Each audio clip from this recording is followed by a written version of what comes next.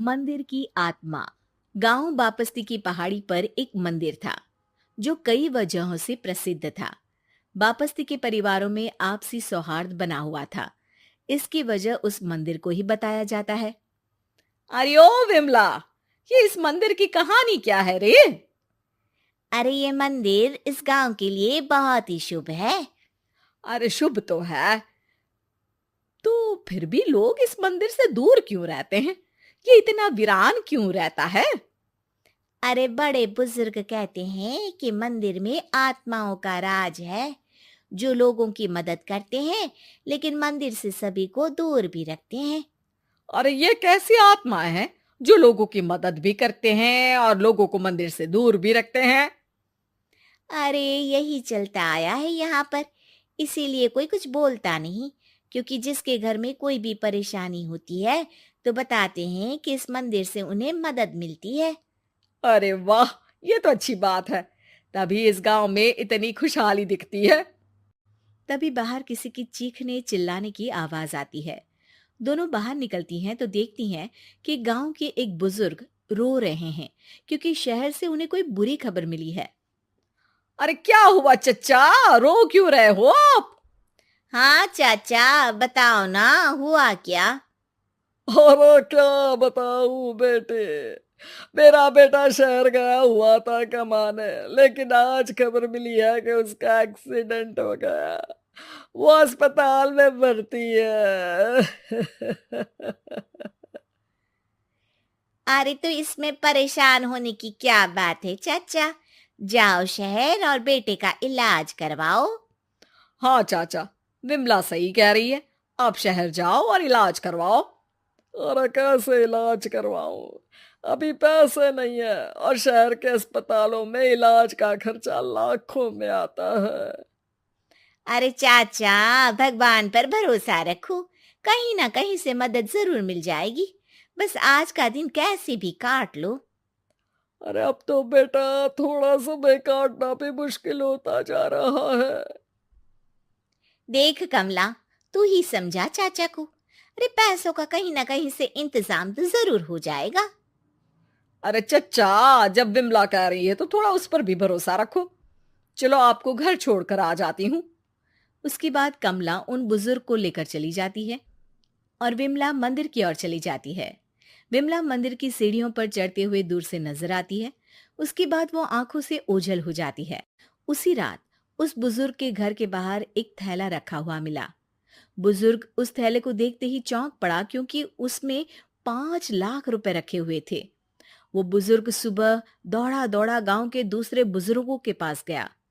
अरे मंगल भाई सुनो, मेरे घर के बाहर ये पैसों से भरा बैग रखा हुआ मिला है। अरे किसका है ये भाई? अरे भैया, मुझे क्या पता। तभी उधर से कमला और विमला निकलती हैं।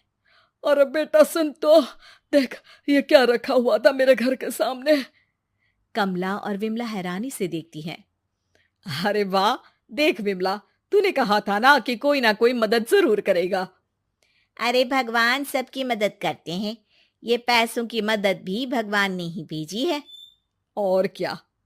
अब चच्चा सोच क्या रहे हो, शहर जाओ और बेटे का इलाज करवाओ।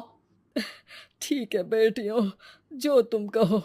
चलो निकलता हूँ शहर बेटे का इलाज करवाने के लिए। अरे विमला, एक बात तो बता, ये इन्हें मिले तो कैसे मिले पैसे? अरे मैं ना कहती थी कि ये मंदिर सबकी मुसीबतों में मदद भेजता है। अरे वाकई बड़ी पुण्य आत्मा है मंदिर में। सो तो है, लेकिन उनके बारे में लोगों को कम ही पता है। अच्छा, और तुम्हें क्या पता है? अ, जितना पता था वो तो बता दिया। ना रे ना, मैं नहीं मानती। तू कुछ तो छिपा रही है। अरे कुछ ना छिपा रही, जो पता था वो बता दिया।